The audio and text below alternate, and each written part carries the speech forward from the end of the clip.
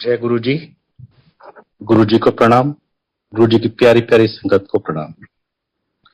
मैं बहुत खुशकिस्मत हूँ कि आज मुझे गुरु जी महाराज ने एक मौका दिया सत्संग करने का, अपनी मेरी जर्नी जो गुरु जी महाराज के साथ स्टार्ट हुई उसको बताने के लिए। संगत जी, मैं पहले बताऊंगा कि मैं किस तरह का इंसान था, मेरे क्या बिलीफ थे। संगत जी, मैं बीच में इंटरप्ट कर रहा हूँ।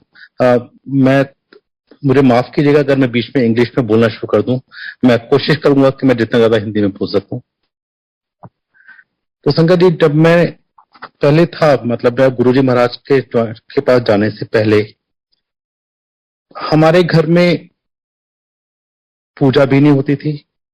पिताजी सिख थे, केशधारी सिख हैं।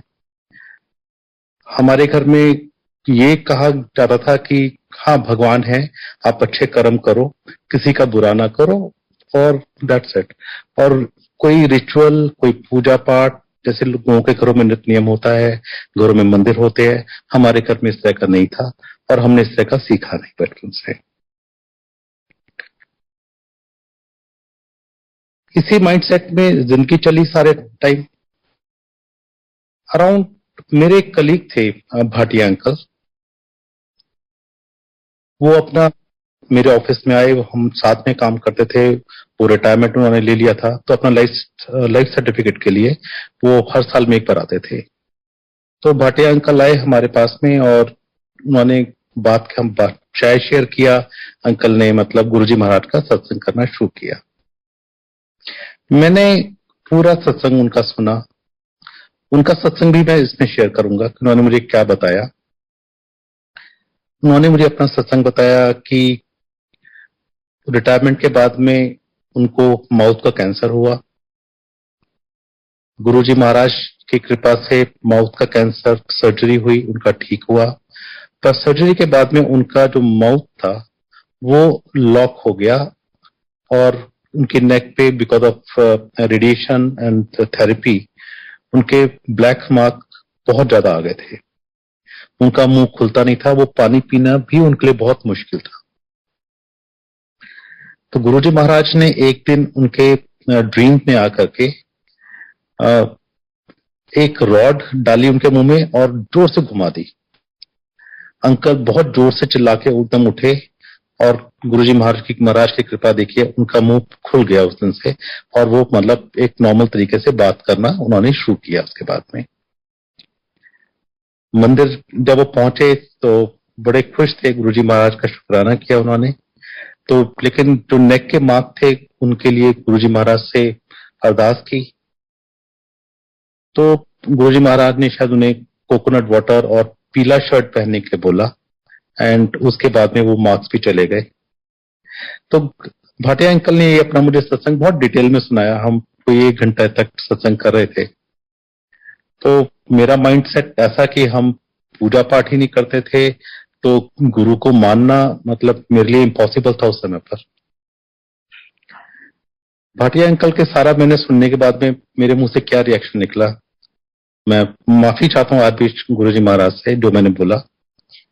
मेरे मुंह से निकला, भाटिया अंकल आप भी किन गुरुओं के चक्कर में पड़ गए। और ये नहीं जानता था कि उस सत्संग के बाद 6 महीने बाद मैं भी गुरुजी महाराज के शरण में आ जाऊंगा। गुरुजी महाराज के जैसे हमने सुना, जैसे संगत लोग कहते हैं कि गुरुजी महाराज को बुलाने का अपना एक तरीका है। वो अपने टाइम से बुलाते हैं और बार बार मैसेज भेज के आपको कंपेल करके बुलाते हैं। तो संगत जी, मतलब ये भाटिया अंकल ने सत्संग किया, मैं इस बात को भूल गया क्योंकि माइंड सेट तो था नहीं मेरा रिलीजियस या स्पिरिचुअल कुछ भी तरीके से। उन दिनों मैं इंश्योरेंस कंपनी में काम कर रहा था पब्लिक सेक्टर में, और मुझे अपनी जॉब चेंज करने के लिए मैं बहुत मतलब बहुत था, इच्छा थी बहुत ज्यादा। मैं चाहता था कि मेरा चेंज हो जाए, पैसे अच्छे मिल जाएंगे, फाइनेंशियली ठीक थे हम, मैं और मेरी वाइफ दोनों ही काम करते हैं, तो ऐसा कोई फाइनेंशियल क्रंच नहीं था। पर एक इच्छा थी कि अच्छा काम करें तो अच्छे पैसे मिलेंगे।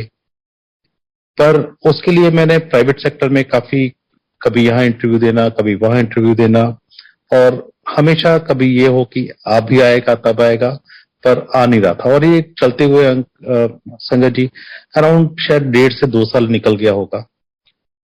और उस पोजीशन में लाने के लिए भी कि गुरुजी महाराज ने, जब मैं हाइंडसाइट में देखता हूं कि मुझे क्यों लगा कि हाँ मैं प्राइवेट सेक्टर में जा सकता हूं, गुरुजी महाराज ने ऐसी अपॉर्चुनिटी क्रिएट की, इंडस्ट्री में काफी नाम कराया और एक अंदर आत्मविश्वास दिया कि हाँ अगर मैं प्राइवेट सेक्टर में जाऊंगा तो मैं सक्सेसफुल हो जाऊंगा। तो संगत जी नौकरी नहीं लग रही थी तो बहुत परेशान था। और जब आदमी परेशान होता है तो मतलब जैसा लोग कहते हैं कि वो भगवान की तरफ भागता है। मेरे को किसी ने बोला कि आप हनुमान मंदिर जाओ, तो कभी कभी वहां भी जाना लगा। पर किसी ने बोला शनि महाराज के तेल चढ़ाओ या वहां जाओ, कभी कभी वो भी करता था। मतलब आदमी इतना डेस्परेट था मैं कि चेंज हो जाए, मुझे जो मैं चाहता हूं मुझे मिल जाए, और पर वो हो नहीं रहा था। गुरुजी महाराज ने देखा कि ये इतना सोल भटक रही है, और उन्होंने मेरे को, आई एम थैंकफुल कि उन्होंने मुझे एंकर दिया, अपने पास बुलाया। एक दिन हम यही शनि धाम जो रास्ते में पड़ता है गुरुजी महाराज के मंदिर के, तो मेहरौली के आगे ही जाके, तो वहां पर हम गए हुए थे वो तेल वेल चढ़ाने, जो रिचुअल करने होते हैं। मन नहीं लगता था लेकिन कभी भी। वहां पर हम गए तो वहां से करके जब हम निकल रहे थे तो मेरी आंटी ने एक मुझे उनके ऑफिस कलीग का एक सत्संग सुनाया।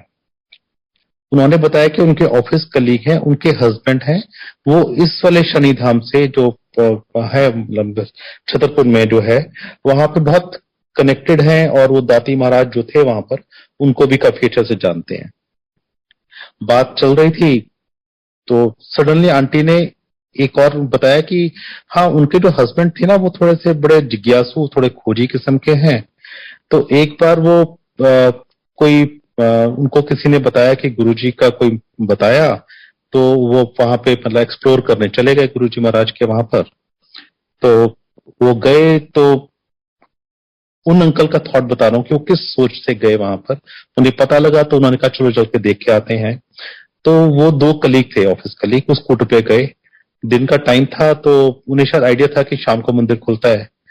तो उन्होंने ये सोचा कि चलो हम जाके वहां जाके रिक्वेस्ट करेंगे, नॉक करेंगे और रिक्वेस्ट करेंगे कि जी हम बड़ी दूर से आए हैं, इतनी गर्मी में आए हैं, अब हमको जाने दीजिए, देखने दीजिए प्लीज। तो ये सोचते हुए, अपनी प्लानिंग करते हुए वो गुरुजी के आश्रम बड़े मंदिर पहुंच गए। उन्होंने अभी नॉक ही किया था कि दरवाजा खुलता है, अंदर से माली अंकल आते हैं और उनको बोलते हैं कि आप पीएनबी से आए हैं। वो कहते हैं हाँ जी। तो कहते गुरुजी महाराज ने कहा था कि 2 लोग पीएनबी से आएंगे, उनको मंदिर दिखा दीजिएगा। उन्होंने मंदिर देखा। जब मेरी आंटी ने मेरे को ये सत्संग सुनाया अपने ऑफिस कलीग के हस्बैंड का, तो सडनली मुझे स्ट्राइक किया कि भाटिया अंकल ने भी तो मेरे साथ कोई 6 महीने पहले एक सत्संग किया था, गुरुजी महाराज के बारे में बताया था। मैंने अपना सत्संग एक्सपीरियंस मैंने अपनी आंटी के साथ शेयर किया। तो सडनली मन में आया कि चलो चलें हम भी क्या।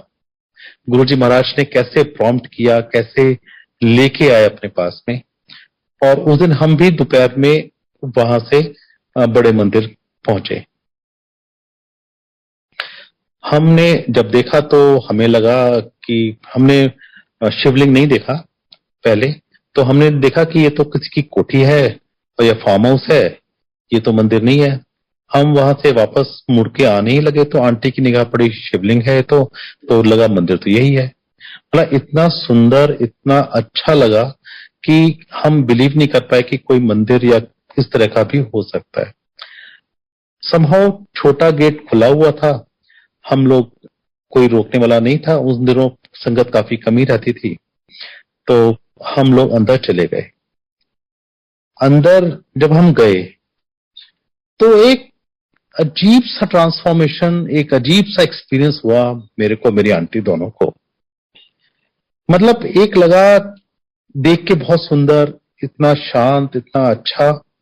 और एक सडनली मेरे को ही फीलिंग हुई, जो मेरे अपने ऊपर एक मेरा बर्डन था, मेरी एंजाइटी थी, मेरे इच्छाओं की मेरी जॉब बदल जाए, चेंज हो जाए, वो एक बर्डन बिल्कुल एकदम से लगा, जैसे सर में से कोई बोझ सा उतर गया। एकदम लाइट फील कर रहा उस मैंने उस समय पर वहां पहुंचने के बाद में। और जैसे आदमी जाता है तो एकदम बहुत इच्छाओं से मांगता है, शायद हमने कुछ मांगा ही नहीं, गुरु जी महाराज से कुछ मांगा नहीं, मे बी इनएक्सपीरियंस या जो भी था, कुछ इच्छा भी प्रकट नहीं हुई, ना मन में ना वैसे। और हम वहां जाके मंदिर पे बैठ गए। हमने जाने से पहले भाटिया अंकल को फोन कर दिया था कि अंकल हम मंदिर ऐसे से जा रहे हैं, आप भी आ जाइए। तो शाम को भाटिया अंकल भी हमें मिले वहां पर, और उन्होंने गुरुजी महाराज का और सत्संग किया, मंदिर के बारे में बताया। वहां पे जो एक मतलब एक डिसिप्लिन है मंदिर का, वो हमें समझाया कि आपको समाधि पर मत्था टेकना है, फिर बड़े हॉल में मत्था टेकना है गुरु जी पर, हॉल में बैठ जाइए। तब संगत जी संगत बहुत कम होती थी, हम लोग घंटों तक, मतलब पूरे 2 घंटे का जब शब्द चलते हैं, हम अंदर हॉल में ही बैठते थे। वहां पर मेरे को एक और मेरे ऑफिस के कलीग मिले। उन्होंने मुझे एक बात कही कि राजपाल अंकल, आप आज यहां पर आ गए हैं तो ये शिवपुरी है। आपकी जिंदगी का ग्राफ अगर स्ट्रेट लाइन में चल रहा है मान लीजिए, तो आपका ग्राफ ऊपर ही जाएगा, आज के बाद से नीचे नहीं जाएगा। और संगत जी, बिलीव मी, गुरुजी महाराज की इतनी कृपा है कि मेरा ग्राफ लाइफ में ऊपर ही जा रहा है, नीचे की तरफ हमने कभी मुड़ के पीछे देखा ही नहीं। हमें वहां का जाके बहुत अच्छा एनवायरनमेंट लगा, शाम को शब्द चले, और एक मन में जो मुझे डर लगता था कि जिसकी वजह से मैं मंदिर जाना नॉर्मली अवॉइड करता था, वो था कि वहां के रिचुअल्स, पंडित आएगा, आरती करेगा, आपका मतलब कुछ आपसे चढ़ावा मांगेगा, आपको कुछ ये बोलेगा। बड़े मंदिर में ऐसा कुछ भी नहीं दिखा मुझे। मतलब जो हमारे बिलीफ थे कि भगवान है, उनसे उनसे कनेक्ट होइए, एंड यही कहा हमको वहां पर संगत ने कि गुरुजी महाराज हैं, यहाँ पे गद्दी पे विराजमान होते हैं, आप गुरुजी महाराज से मन से बात कीजिए, वो आपको जवाब देंगे। बहुत सिंपल, बहुत अच्छा, कोई रिचुअल नहीं, कोई मतलब आपको ना कोई कहीं पे कोई दान पात्र में दान डालना है, ना कुछ और करना है। आप आइए, आराम से आनंद लीजिए और अपना लंगर करके घर चले जाइए। बहुत अच्छा लगा संगत जी, और इतना अच्छा लगा कि और एक ऐसा मैग्नेटिक पुल था गुरुजी महाराज का। मे बी मेरे कर्मा उतने खराब थे कि जो महाराज को ठीक करने के लिए उन्होंने मुझे मतलब हर रोज बुलाया। हम नेक्स्ट डे, फिर नेक्स्ट डे, और वहां से आने का मन ही नहीं करता था। रात को 12-1 बजे जब संगत पूरा मंदिर बंद कर रहे होते थे, तब उस समय धक्का देके जब निकालते थे, तब निकल के आते थे। अगले दिन एनर्जी लेवल में कोई दिक्कत नहीं, अगले दिन सुबह उठ के ऑफिस जाना, एंड शाम को मतलब मंदिर में आ जाना। चलता रहा सिलसिला कोई 2 हफ्ते 3 हफ्ते ऐसे। और संगत जी, अब मटेरियल जो गुरुजी महाराज की वजह से, जैसे हम चाहते कि हमारी लाइफ में इच्छाएं हैं पूरी हो जाए, मटेरियल जो चीजें हम मांगते हैं, जो कि आज मुझे लगता है कि सब ट्रिवियल है गुरुजी महाराज के आगे। तो उस समय इच्छाएं तो थी, मांगा फिर भी कुछ नहीं। तो गुरुजी महाराज ने मेरे को वहां पर, मेरी एक कंपनी में जहां मेरा इंटरव्यू हुआ था, वहां मेरे काफी क्लोज फ्रेंड काम करता था अच्छी पोजीशन में। उनका एक दिन मुझे फोन आता है कि उससे पहले, सॉरी, बिफोर दिस इवेंट, मुझे रात को एक दिन गुरुजी महाराज ड्रीम में आते हैं और मुझसे पूछते हैं कि की चाहिए, अ टिपिकल पंजाबी डायलेक्ट जो मैंने सुना था कि गुरुजी महाराज ऐसे बोलते हैं, सेम गुरुजी महाराज ने आके मुझको ड्रीम में बोला की चाहिए। मैंने संगत जी अपने मुंह से जो भी ब्लर्टेड आउट कि मेरे को ये चाहिए, ये चाहिए, ये चाहिए, ये चाहिए। तो गुरुजी महाराज ने सुनने के बाद बोला, श्योर तेनू आई चाहिए? मेरे मुंह से निकला, गुरुजी महाराज मुझे नहीं पता मुझे क्या चाहिए, मुझे क्या चाहिए, जो भी मेरे लिए ठीक हो आप मुझे वो देना। Then he laughs at me, ले तेनू ऐ भी नहीं पता तेनू की चाहिए।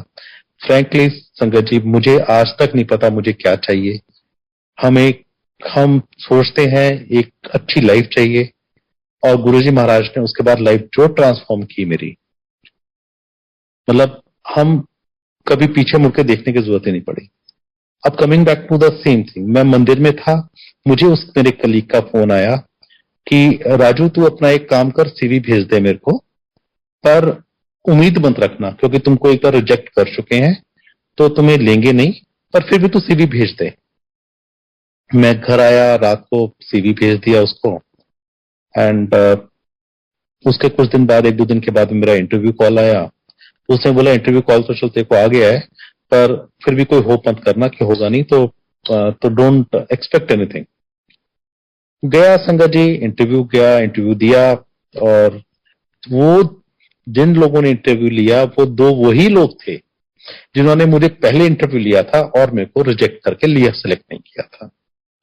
फिर दोबारा इंटरव्यू हुआ, ठीक ठाक इंटरव्यू हुआ, और फिर वही कि 2-4 दिन से लटका रहा मामला, and suddenly one day I got a call कि आपका सिलेक्शन हो गया, आप ज्वाइन कर लीजिए। मतलब गुरुजी महाराज का मिरेकल। दो लोग इंटरव्यू पहले लेकर रिजेक्ट करते हैं आपको 1.5 साल पहले, वही लोग आपका दोबारा इंटरव्यू लेते हैं और सेलेक्ट करते हैं। ये करिश्मा, ये चमत्कार, ये मेहर केवल हमारे गुरुजी महाराज ही कर सकते हैं, अदरवाइज ह्यूमनली पॉसिबल ही नहीं है। मेरा उसमें जो मेरा फाइनेंशियल का जो एक एंगल था कि प्राइवेट में नौकरी करनी है, कि मेरा पैसे बढ़ जाएंगे, पैसे संगत जी बहुत बढ़े, बहुत अच्छी पोजीशन पे पहुंचाया, अच्छी पुलिस प्लेस पे लगाया। नॉट ओनली कि मेरे को पैसे से बेनिफिट बहुत हुआ, मेरे को एक स्टेटस भी बहुत अच्छा दिया, बहुत अच्छी पोजीशन पे उन्होंने मुझे वहां पे नौकरी दी। उसके बाद संगत जी मैं अपनी आंटी का बताता हूँ। अब हमारी आंटी स्टेट बैंक में काम करती हैं, उस समय वो क्लरिकल पोजीशन में थी। बच्चे छोटे थे तो शुरुआत से ही हम लोगों ने ऑफिसर बनने का आंटी का सोचा नहीं कि बच्चों को अटेंशन नहीं मिलेगा, उन्हें दिक्कत होगी। हमने सोचा कि मतलब वो हर साल एक आता था कि आपको प्रमोशन के लिए अपियर होना है, ट्रेनिंग में जाना है। आंटी लिख के रिफ्यूजल दे देती थी कि मेरे को नहीं जाना, प्रमोशन लेना है, एंड मैटर एंड्स। उस पर्टिकुलर ईयर में जब हमने गुरुजी के पास जाना शुरू किया तो उस साल भी सेम फैशन में एक तो आया कि जी आपको इंटरव्यू और ट्रेनिंग के लिए आइएगा, आपको प्रमोशन देना है। आंटी ने एज यूजुअल वो लिखा, रिपीट कर दिया कि नहीं मेरे प्रमोशन नहीं चाहिए, रिव्यूज दे दिया अपना। तो बैंक की हिस्ट्री में संगत जी पहली बार हुआ है कि किसी ने रिफ्यूजल लिख के दिया और बैंक ने उसका रिफ्यूज कर दिया और कहा जी आपका रिफ्यूज करते हैं, आपको इंटरव्यू, आपको एग्जाम देने आना ही होगा। ये एग्जाम से कोई 5 या 6 दिन पहले की बात होगी। अब आंटी ने ना कोई तैयारी की, रिटर्न एग्जाम था, उसके बाद इंटरव्यू भी होना था, और हफ्ते भर में आपके मानिए कि आदमी कितनी तैयारी करके कितना पड़ेगा। तो आंटी ने गुरुजी का नाम लिया और जाकर के वहां एग्जाम दे दिया, एंड गुरुजी की मेहर की आंटी का रिटर्न भी क्लियर हो गया। उसके 2-4 दिन के बाद में उनका इंटरव्यू हुआ और गुरुजी महाराज की फिर मेहर की, उन्होंने वो इंटरव्यू भी क्लियर करा के आंटी को ऑफिसर बना दिया। जो हम फाइनेंशियल जो मन में था कि पैसे बढ़े, और जिसके लिए आंटी को मतलब काफी अच्छा गेन हुआ, फाइनेंशियल गेन हुआ ऑफिसर बनने के बाद में, वो हम रिफ्यूज कर रहे थे। गुरुजी ने मतलब देखिए कि गुरुजी महाराज आपको कहां कहां से पकड़ के आपसे कैसे जो गलतियां आप रेगुलर करते जा रहे हैं वो ठीक कराते हैं। मतलब आप इमेजिन ही नहीं कर सकते हैं कि मैंने दिया, मेरा रिफ्यूजल, आंटी का रिफ्यूज कर दिया कि नहीं आपको मतलब आपको इंटरव्यू रिटर्न देना है, इंटरव्यू देना है, और सिलेक्शन कराया गुरुजी महाराज ने। तो उसके बाद मेरी आंटी का भी financially we were again in a much better off position then. उसके बाद संगत जी मेरे बच्चे उस समय 12वीं क्लास में थे। बच्चे पढ़ने में बहुत ज्यादा होशियार तो नहीं थे, और हमारे को बहुत दिमाग में टेंशन थी बच्चों की भी कि इनका आगे कहाँ एडमिशन होगा, कहाँ जाएंगे। आंटी का ड्रीम था कि आईआईटी या डीसी में कहीं एडमिशन हो इंजीनियरिंग में, पर बच्चों का जो हालत थी पॉसिबल नहीं लग रहा था। AIEEE लिखा तो बहुत अच्छा रैंक नहीं आया दोनों बच्चों का। मेरे जुड़वा बच्चे हैं गुरुजी महाराज की कृपा से, तो बच्चों का नहीं आया रैंक में बहुत अच्छा। फिर भी एक बेटे का गुरुजी महाराज ने थापर यूनिवर्सिटी में एडमिशन करा दिया केमिकल इंजीनियरिंग में। हमारा को लगता था कि कंप्यूटर साइंस में बच्चा जाए, पर चलो ठीक है, इंजीनियरिंग में चला गया वहां पर, केमिकल इंजीनियरिंग में। वहां पर फिर कुछ इंटरनल स्लाइडिंग होता है, वो हुआ तो उनको मतलब उस इंस्ट्रूमेंटेशन मिल गया। और उस पर्टिकुलर साल में इन सब के बाद में थापर के पास खाली 3 वैकेंसी थी कंप्यूटर साइंस में, जिसको उन्होंने ऑल इंडिया एग्जाम लिखवाया बच्चों से। मेरे बेटे का उसमें एक सीट गुरुजी महाराज ने दिला दी। दूसरा बेटा का एडमिशन भी आईपी यूनिवर्सिटी के थ्रू भारतीय विद्यापीठ में हो गया और वो बच्चा वहां पे ठीक कर रहा था। तो बच्चों की पढ़ाई का गुरुजी महाराज ने केयर किया। उसके बाद लेकिन आंटी का जो एक ड्रीम था कि बेटा आईआईटी या डीसी, अब गुरुजी महाराज आपकी सब इच्छाएं पूरी करते हैं। तो बच्चों ने 1 साल के बाद में या 2 साल के बाद में नेक्स्ट ईयर भी एग्जाम लिखाया AEEE, रैंक अच्छा नहीं आया तो जहां थे वही कंटिन्यू किया। उसके अगले साल भी आंटी के कहने पर कि नहीं आप दे दो, ट्राई कर लो, तो दोनों बच्चों ने फिर से AEEE लिखा। और उस एग्जाम से पहले मेरे बेटे को ड्रीम आया गुरुजी महाराज का। उसने देखा कि वो एक एग्जामिनेशन हॉल में बैठा है और एक तरफ गुरुजी महाराज बैठे हैं और एक तरफ उनकी आंटी बैठी है सामने, और गुरुजी महाराज उसको बहुत गुस्से में घूर रहे हैं।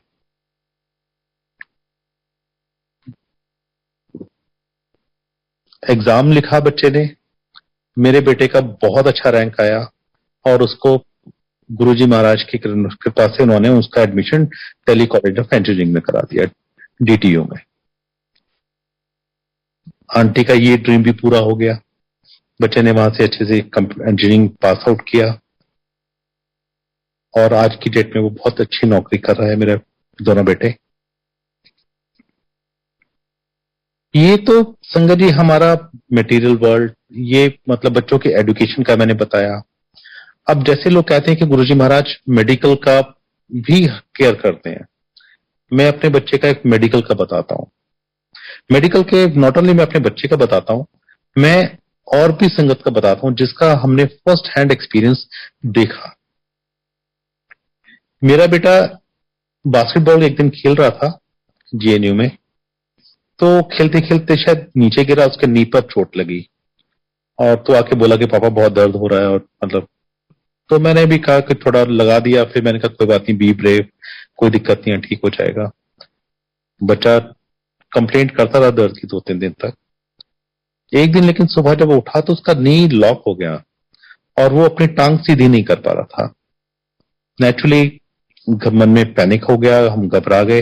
इमीडिएटली बेटे को पास में स्पाइनल इंजरी सेंटर है बसंत कुंज में, वहां लेके गए और वहां पे डॉक्टर ने देखा उसका, तो उसको बोला कि उसका एक्सरे या जो भी स्कैन वगैरह किया तो उसमें बोला कि इनके तो लिगामेंट रैप्चर हो गए हैं, और लिगामेंट ब्लडलेस टिश्यूज होते हैं तो वो कभी अपने आप से हील नहीं होते हैं, उनको इसके लिए उन्होंने बोला कि सर्जरी करना पड़ेगा। अब संगत जी हमें लगा कि इतना यंग बच्चा है, आज सर्जरी, और सर्जरी में कॉम्प्लिकेशन क्या होगा हमें नहीं पता। हम इमीडिएटली दूसरे हॉस्पिटल पहुंचे, हम प्राइमस गए, प्राइमस में भी देखा, स्कैन किया, सब कुछ हुआ। उन्होंने भी कहा कि ये तो सर्जरी ही होगी। हम ऑर्थोनोवा गए, वहां पे भी सेम ओपिनियन की सर्जरी होगी। हमारी फैमिली में भी कोई सर्जन है, हमने उन्हें दिखाया, सबने ये कहा कि इनकी सर्जरी के बिना ये ठीक होगा नहीं। उसके बाद तो संगत जी मेरा तो हमने डिसाइड किया कि ठीक है, जब कराना है तो स्पाइनल इंजरी बेस्ट प्लेस है, वहीं से जाके कराते हैं।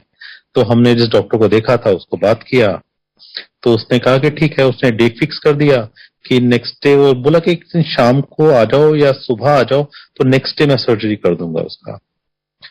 उस सर्जरी से पहले मेरे बेटे को एक दिन फीवर आता है, तो हमें उसी डॉक्टर को बोला कि फीवर आया हुआ बेटे को, तो उसने बोला कि कोई नहीं, जब पैरासीटामोल दे दीजिए। तो हमने पैरासिटामोल दिया, बच्चे का फीवर चला गया।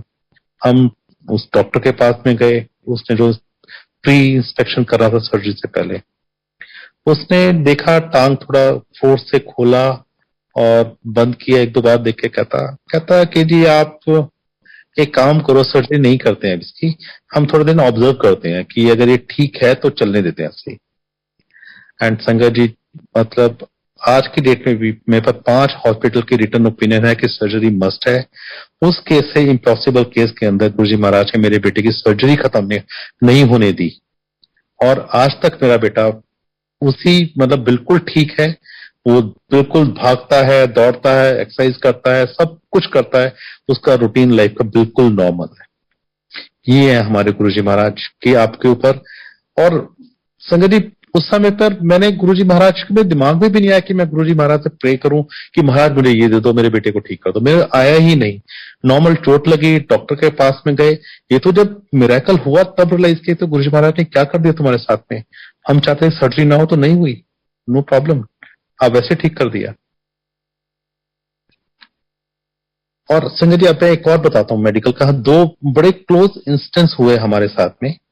मेरी आंटी के एक ऑफिस कलीग थी, जिनके जब हम जाने लगे तो उन्होंने बात हुई ऑफिस में गुरुजी महाराज के बारे में, तो उन्होंने गुरुजी महाराज को बताया, तो वो जाने लगे। उनकी एक भाभी थी जिनको थ्रोट पे कैंसर था, और वो लोग का काफी बड़ा मेडिकल का ही काम है, मतलब भगीरथ प्लेस में। और because of their scale they knew, वो दुनिया के अच्छे अच्छे डॉक्टर्स को जानते हैं। तो उन्होंने यूके दिखा रखा था, यूएसए दिखा रखा था, जहां जहां पे उनको बेस्ट लगा कि मेडिकल दिखा सकते हैं।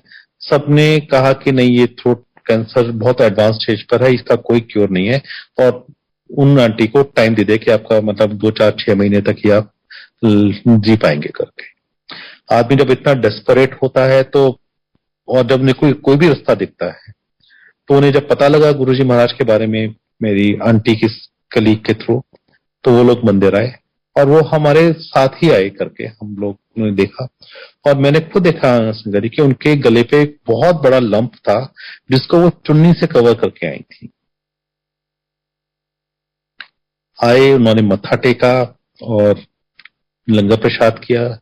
लंगर प्रसाद मेडिसिन जो है गुरुजी महाराज की, वो संगत से, जो आंटी थे जिनको कैंसर था, वो संगत से लंगर खाया नहीं जाता था, और उनके जो लंप था उसमें से ऊजिंग होती थी।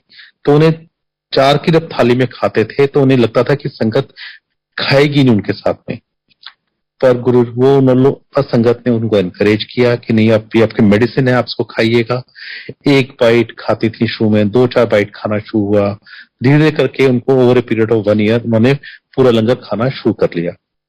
और संगत जी, हमारी आंखों के सामने का है ये संगत सत्संग, किसी और का है आंटी का, पर हमने अपने आंख के सामने देखा उनका वो लंप जो इतना बड़ा दिखता था, वो 1 साल के बाद में धीरे धीरे करके गायब हो गया।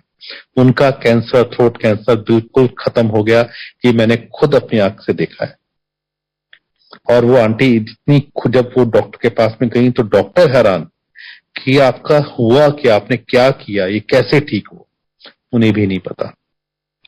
पर आंटी वो बहुत खुश हुई, बहुत खुश है। आज की डेट में भी वो जुड़े हुए हैं गुरुजी महाराज से।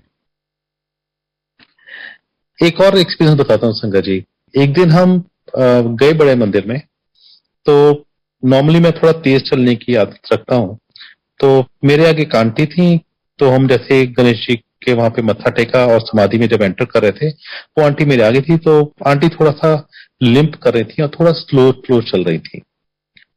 तो मैं उनके पीछे फॉलो कर रहा था। थोड़ा सा मुझे लगा भी, इरिटेशन हुआ कि मैं क्रॉस करके निकलूं, पर जाते हुए पूरा पूरा उसके साथ पीछे पीछे चला।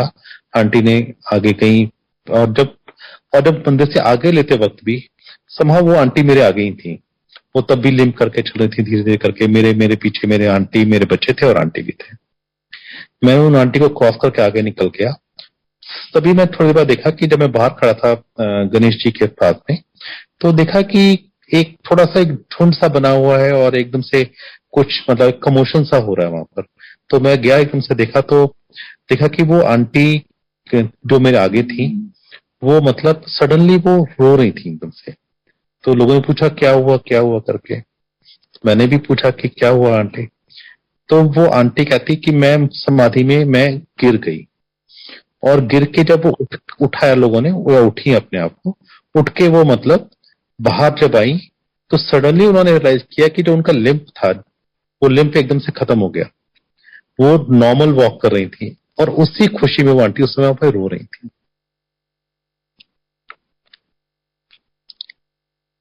ये तो संगत जी हमारे मटेरियल एक्सपीरियंसेस रहे करके जिंदगी में। आज की डेट में अब गुरुजी महाराज हमारी लाइफ को इतना संभाल के चला रहे हैं।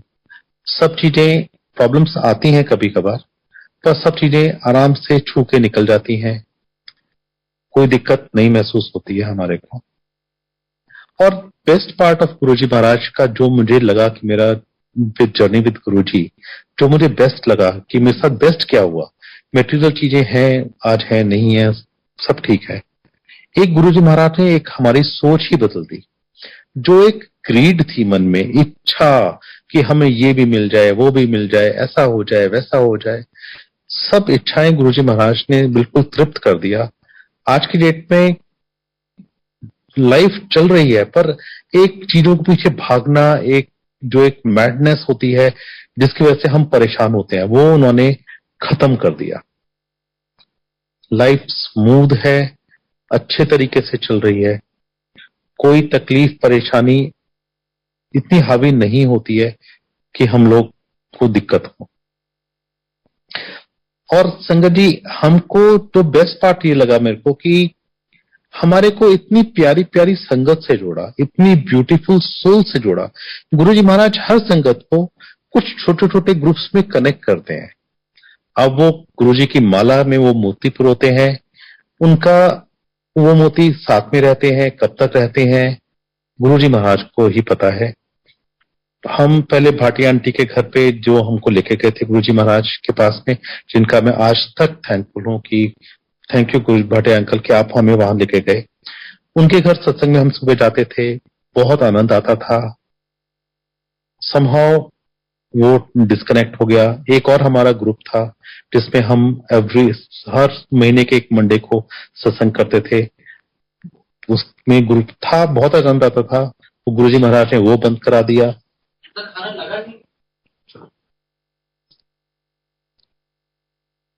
तो संजय जी, गुरुजी महाराज कब किस सोल से आपको कब कनेक्ट करते हैं, क्यों कनेक्ट करते हैं, वो आदमी आपकी लाइफ में क्यों आता है, क्या पर्पस है, ये गुरुजी महाराज जानते हैं। लेकिन आप इतनी अच्छी सोच से मिलने के बाद में आपका एक इंटरनल ट्रांसफॉर्मेशन होता है, जो मुझे लगा कि हमारी लाइफ, हमारे बच्चे, सब चीजों के साथ में बहुत अच्छे तरीके से हो रहा है। अब संगत जी जो कहते हैं, हमने ये सुना था संगत से कि गुरुजी महाराज के पास में कोई भी एक आदमी चला जाए फैमिली का, तो गुरुजी महाराज पूरी फैमिली को ही ब्लेस कर देते हैं। मैं अब आपको यही वाला एक्सपीरियंस अपना शेयर करता हूं। मेरी सिस्टर की डॉटर, छोटी डॉटर का समहाउ डाइवोर्स हो गया। बहुत परेशान थी, रीमैरिज का सोच रहे थे, लेकिन समहाउ हो नहीं रहा था। मैंने दीदी को अपनी बोला कि दीदी चलो एक दिन मंदिर चलते हैं, तो गुरुजी महाराज कृपा करेंगे। वो मेरे कहने पर बात मान के मेरी भांजी के साथ में हम बड़े मंदिर आए, हमने लंगर किया, बैठे आराम से। एंड मैंने वही जैसे मन में अरदास की कि गुरुजी महाराज कृपा करो बच्चे के ऊपर। एंड संगत यू वोंट बिलीव, उस डॉटर का जिसका रिलेशन, जिसके शादी के लिए वो पिछले डिवोर्स के 6 मतलब आई थिंक साल 1.5 साल से वो मतलब स्ट्रगल कर रहे थे, उनका within a week they get a match, and such a beautiful match कि, और वो बिटिया आज की डेट में बहुत खुश है। तो ये है गुरुजी महाराज की मेरे नॉट ओनली हमारा कल्याण किया, हमारे रिलेशंस में। एक और बताता हूँ संगत जी आपको मैं, मेरे एक फैमिली में दामाद है, मेरी भांजी के ही मतलब हस्बैंड है, उनका साउथ अफ्रीका में कुछ काम है। तो वो एक दिन कि वो मतलब वहां पे जो जू होते हैं साउथ अफ्रीका में, वो बहुत ओपन काइंड होते हैं। तो ये लोग जू में गए वहां पर, तो एक इनके साथ में लड़का था, यंग यंग लड़के हैं सारे, तो थोड़ा वो पास में शेर के पास बैठ के सेल्फी लेने की कोशिश कर रहा था। तो उस शेर ने समहाउ एक पंजा मारा और उस आदमी को उसने मतलब पकड़ लिया। तो ये लोग न घबरा गए एकदम से। अब शेर के से निकालना उस आदमी को इम्पॉसिबल। जो भी कोशिश कर सकते थे, टॉर्च मार रहे हैं या हॉर्न मार रहे हैं जैसे शेर हट जाए। शेर ने उसके ऊपर दांत भी कड़ा दिया था और पंजा भी उसने मतलब उसके बॉडी में घुसा दिया था। अब ये लोग मिलके खींचने की कोशिश की पर वो नहीं खींच पा रहे थे। शेर की पकड़ से कौन निकाल सकता है। समहाउ मेरे दामाद ने बताया कि मामा जी, मुझे ये लगा कि उस समय गुरुजी महाराज आए और उन्होंने मेरे साथ पकड़ के उसको ऐसा खींचा कि शेर के नाखून टूट गए उसकी बॉडी के अंदर, उसका दांत टूट गया उसकी बॉडी के अंदर। वो लड़के को उन्होंने वहां से निकाला शेर के मुंह से और उसको 60-70 स्टिचेस लगे और वो लड़का सेफ एंड साउंड है। पर ये देखिए कि मतलब, और उन दामाद के साथ में हमने कभी गुरुजी महाराज का जिक्र ही नहीं किया। कभी हमसे पहले कभी जिक्र ही नहीं हुआ था। बस पता था कि हाँ, हमारे घर में गुरुजी महाराज के स्वरूप थे, वो आते थे, वो देखते थे। हमने कभी भी उनका सत्संग नहीं किया, कभी बताया नहीं गुरुजी महाराज के बारे में। तब भी देखिए गुरुजी महाराज की कृपा कि उस एक्सट्रीम कहां तक कृपा करते हैं महाराज। बहुत अच्छा टाइम है गुरुजी महाराज के साथ आके। गुरुजी महाराज से बस हमारी यही प्रार्थना है कि महाराज अपनी चरण में ही रखना हमारे को, हमारे साथ पूरा टाइम हमको अपने शरण में रख के हमारे साथ रहना, हमारा अपना हाथ बनाए रखना, हमारी लाइफ